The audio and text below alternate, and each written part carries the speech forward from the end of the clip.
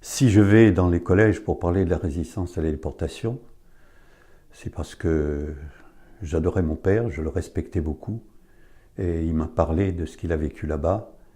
Et pour sa mémoire, euh, s'il est là-haut en train de me voir, je crois qu'il est content et fier de moi.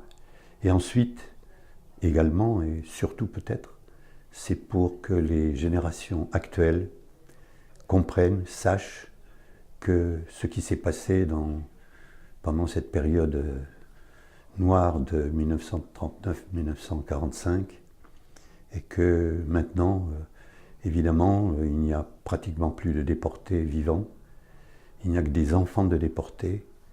J'ai 89 ans bientôt et je crois qu'il est temps que je dise ce que mon papa a vécu. Mon père est un Limousin, il est né le 1er mai 1903 à la Daignac-le-Long, un petit village de la Haute-Vienne. Très tôt, il a dû avoir des responsabilités parce que son papa, mon grand-père, a été tué à Verdun en avril 1916 et il s'est trouvé chef de famille à 13 ans avec une maman, c'est-à-dire ma grand-mère illettrée, qui ne parlait que le patois local, et un petit frère de 10 ans. Cela lui a forgé le caractère très vite, et c'est pourquoi il avait également, du fait du décès de la mort de son papa, la haine des Allemands. De paysan qu'il était au départ, il a fait des concours, avec son certificat d'études, de concours d'inspecteur de police. Il est passé ensuite commissaire de police et en 1940, au moment du gouvernement de Vichy, il a été nommé responsable au ministère de l'Intérieur, responsable des renseignements généraux. Alors comme son nom l'indique, les renseignements généraux, c'est recevoir des renseignements et les répercuter. Dans cette situation dans laquelle il était, il y avait deux choix possibles, soit collaborer avec les Allemands, soit résister. Lui, il est rentré dans la résistance, c'était le réseau Marco Polo, je crois. Il donnait des renseignements par radio à la radio de Londres, la radio libre de Londres. Quand il apprenait que des Juifs, des soldats évadés, des résistants devaient être arrêtés par la Gestapo, la police allemande, il les alertait et ainsi il a sauvé beaucoup de vies. Il a fait beaucoup d'autres choses, mais enfin, il fournissait des armes aux maquis, il prêtait sa voiture, il faisait pour les réseaux de résistance locaux, il leur fournissait la liste des collaborateurs, des miliciens. Donc il a fait beaucoup de choses, je ne vais pas toutes les raconter. Malheureusement, il a été dénoncé et arrêté par la Gestapo le 19 janvier, je crois au 18 janvier 1944. Il a été torturé, il n'a rien avoué de ses activités et il a été ensuite envoyé dans une prison à Moulins dans l'Allier, puis à Compiègne, le centre de regroupement des résistants qui devaient partir, être déportés en Allemagne. Il est parti le 6 avril 1944 dans un camion tout nu, dans un camion où il y avait 120 déportés. Et là, ça a duré 4 jours. Il est arrivé à Mauthausen, en Autriche. Et il y avait dans le convoi, il y avait 4 morts et des fous. Quand ils sont arrivés à la gare de Mauthausen, les SS ont demandé ceux qui étaient fatigués qu'ils auraient des camions pour monter au camp, qui était à 5 ou 6 km de là. Mon père, méfiant, n'a pas dit qu'il était fatigué. Tous ceux qui l'ont dit sont montés dans les camions et ils ont été immédiatement gazés et brûlés dans les chambres à gaz. Mon père est resté 3 semaines à Mauthausen, dans la fameuse carrière aux 186 marches, où les déportés devaient monter sur cet escalier des blocs de pierre de 20 à 50 kilos. Sous la schlag, ceux qui n'y arrivaient pas étaient abattus ou battus jusqu'en haut de la carrière. Là, les déportés, pas les déportés bien sûr, les SS avaient des jeux assez bizarres et ils demandaient par exemple à 2 déportés de se battre entre eux sur le bord de la carrière, et il y en avait un qui devait balancer l'autre par-dessus bord, si j'ose dire, et aller s'écraser en bas. S'ils refusaient, ils étaient abattus tous les deux d'un coup de revolver dans la nuque. Ou bien alors ils demandaient à certains déportés, pris au hasard, de se lancer en haut de la carrière pour aboutir en bas, s'écraser en bas. Ça les amusait beaucoup, ils appelaient ça les parachutistes. Ensuite, il a été déporté, il a été transféré à Melk, qui était un commando. Le commando, c'était une succursale de Mauthausen, qui est un peu la maison mère. Là, ils étaient environ 1200 et c'était une mine. Ils travaillaient dans une mine. Et alors là, c'était la faim, la soif, les poux qu'ils ont conservés jusqu'à la fin de leur libération. Je peux quand même citer une anecdote concernant mon père. Un jour qu'il était parti dans un commando, comme on disait, pour aller décharger un wagon de pommes de terre, il a mis quelques pommes de terre dans ses poches.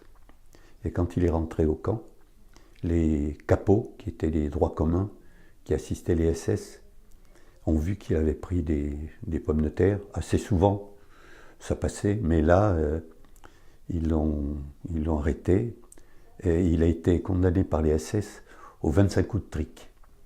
Alors les 25 coups de trique, on faisait mettre le déporté tout nu sur un tréteau, et il y avait soit des SS, soit des capots, avec une schlag. Une schlag, c'était un fouet avec des billes d'acier, qui les fouettaient 25 fois, des fois c'était beaucoup plus.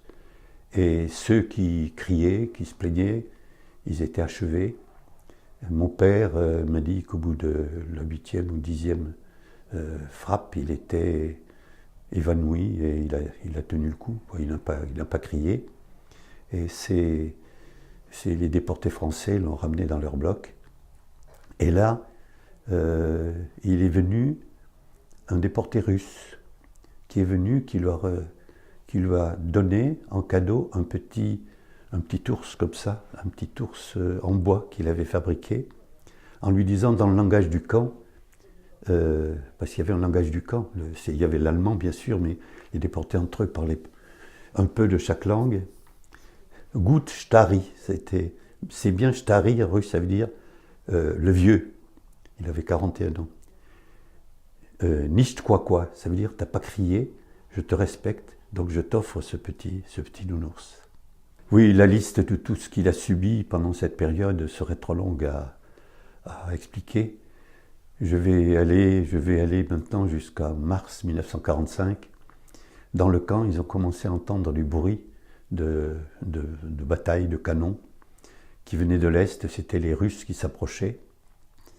Les SS ont alors décidé de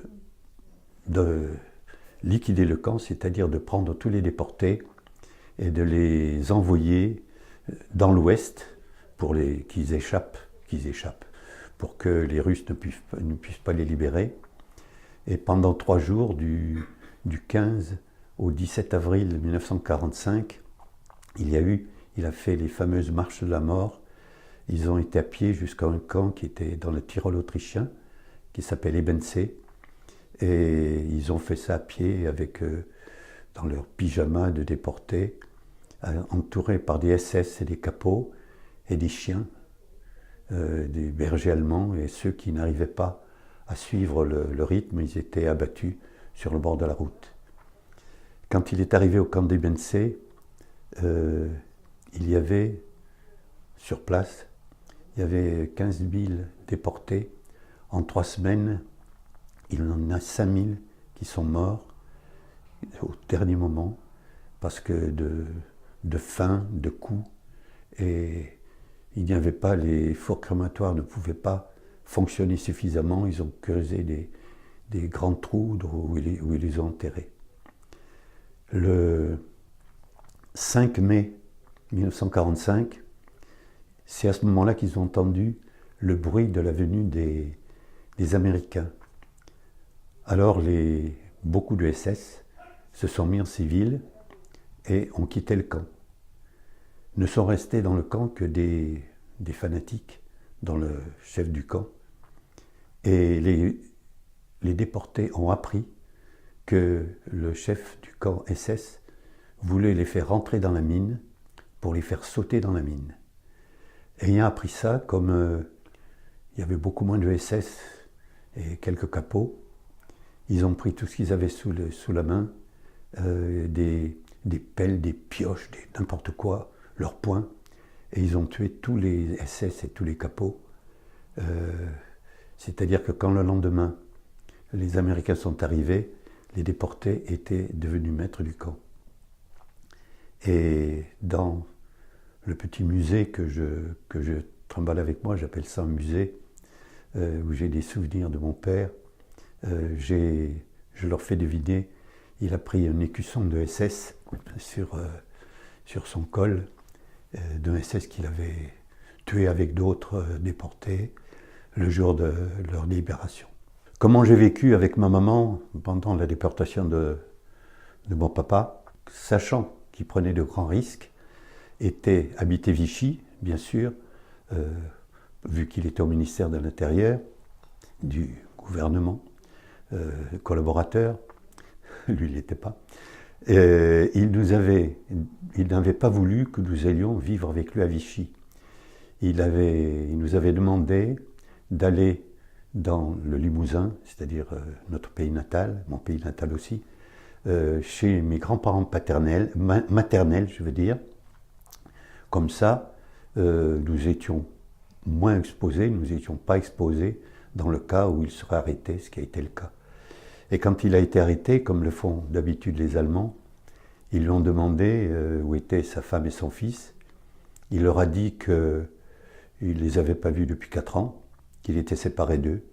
Et comme c'était plausible, les SS l'ont cru, la Gestapo plutôt l'a cru, et ils n'ont pas insisté. Ce qui fait que ça nous a probablement sauvé la vie à ma maman et à moi, parce que sinon, on aurait été arrêtés en même temps. J'ai continué mes études. J'étais d'abord à l'école communale dans le petit village de Ladignac-le-Long, en Haute-Vienne.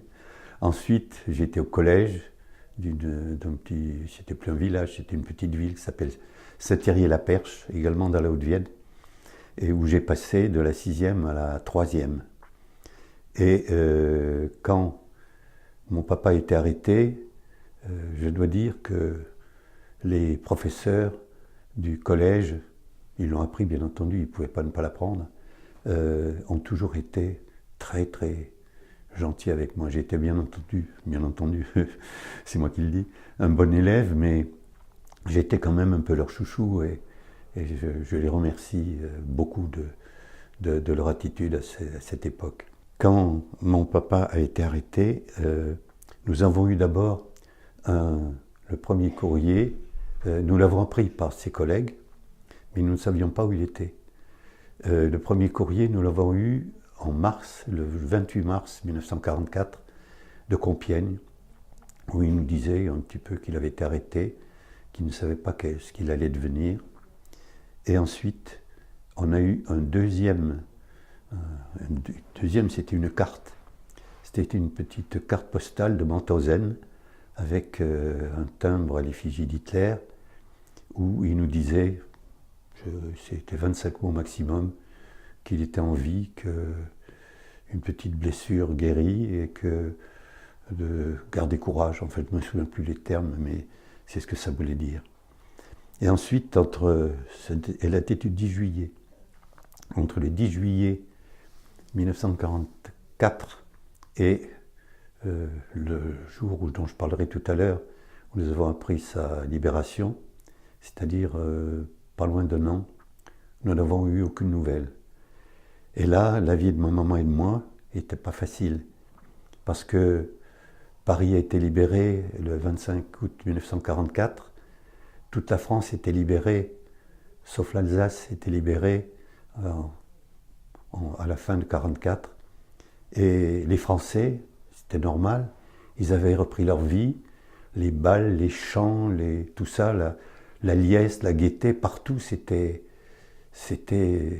la libération, les gens étaient heureux, c'est normal. Mais ma maman et moi, on pleurait dans notre coin, quoi. Et on était... Là, j'ai passé une période très, très, très difficile. Quand on a appris la fin de la guerre et que les camps avaient été libérés, la radio française donnait toute la journée le nom, c'était une longue litanie, le nom des déportés qui avaient été libérés. Et ma maman, avec certaines de ses amies, écoutait toute la journée la radio.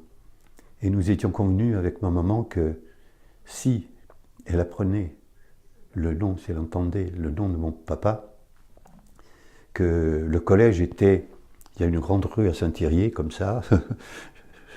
D'un côté, il y a le collège, et de l'autre côté, il y a la maison où j'habitais. Et ma maman m'avait dit, si j'attends le nom de ton papa, quand tu sortiras du collège, je prendrai un pullover rouge. Et quand je suis sorti du collège au loin, à 400 ou 500 mètres, j'ai vu cette tache rouge. Ça a été la plus grande émotion de ma vie.